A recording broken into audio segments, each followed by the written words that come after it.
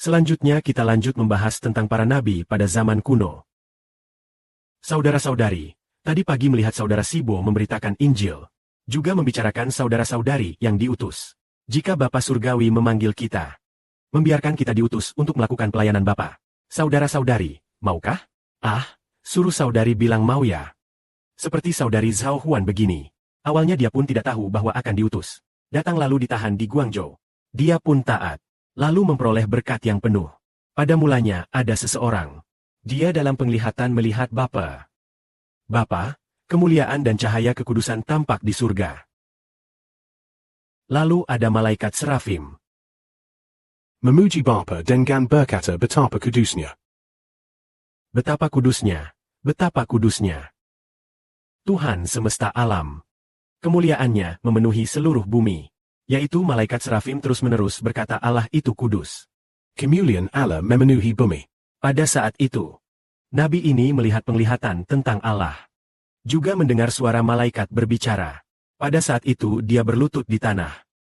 Lalu dia berkata, Celakalah aku. Karena aku adalah orang yang najis. Dan lagi aku tinggal di tengah orang-orang yang najis.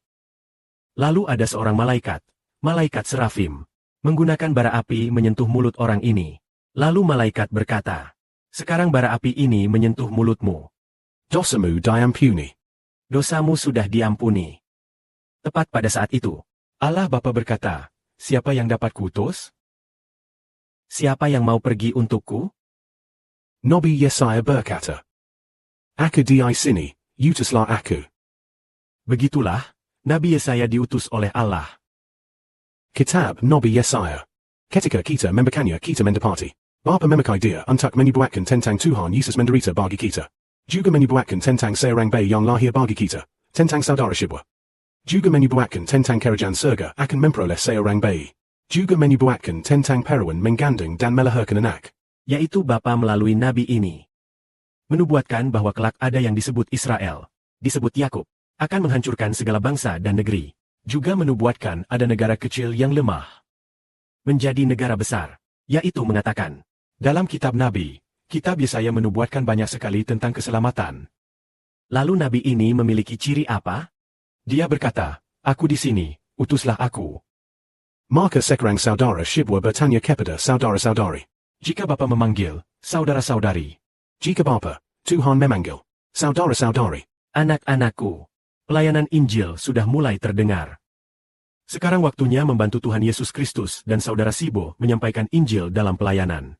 Waktu telah tiba. Saudari mau menerima untuk diutus. Mengatakan, aku di sini, utuslah aku? Kalau mau, betapa diberkatinya. Tuhan berkata, jika seseorang mau menanggung jerih payah demi Injil Tuhan, pasti mendapat upah. Jika seseorang demi Injil Tuhan mau berjerih lelah ke sana kemari, pasti akan duduk bersama Tuhan di tahta kemuliaan.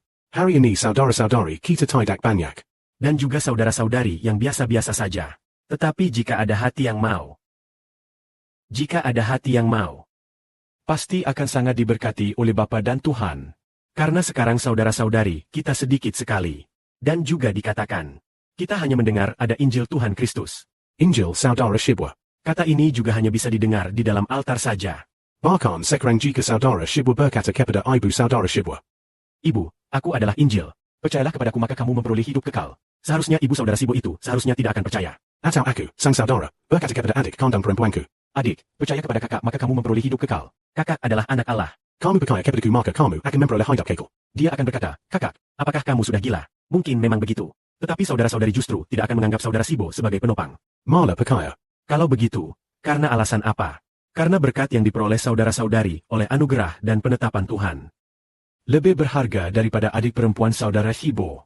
Karena pada tahun 2021, atau pada suatu hari di tahun 22, yaitu saudara Sibo melihat ada sebuah nama yang sangat bagus. Saudara Sibo berencana memberikannya kepada adik perempuannya sendiri, adik kandung. Tetapi adik perempuannya sendiri sepertinya tidak begitu mengerti makna nama itu. Juga tidak begitu peduli. Sibo lalu menghela napas dan berkata, aduh, nama sebagus ini. Dia ternyata tidak bisa memahaminya. Juga tidak begitu peduli. Tetapi ada seorang saudara. Dia sangat merindukan nama ini. Merindukannya sampai sangat keterlaluan. Lalu Shibwa berkata, baik. Kalau begitu nama ini kuberikan kepadamu. Saudara ini yaitu Lihebo. Nama ini yaitu saudara Lihebo. Lalu berkata nama ini sangat bagus. Ya. Maksudnya, nama yang diperoleh saudara Lihibo jauh lebih besar daripada adik kandung perempuan saudara Shibwa. Itu karena anugerah telah menetapkan sekelompok saudara-saudari yang bersama dengan saudara Lihebo. Memperoleh kehormatan dan kemuliaan. Karena apa memperoleh kehormatan? Tentu kita akan memperoleh kehormatan karena Tuhan. Tentu saudara Sibo juga percaya. Pasti juga karena saudara Sibo pun akan menjadi terhormat. Kemuliaan yang lebih besar dikembalikan kepada Bapa untuk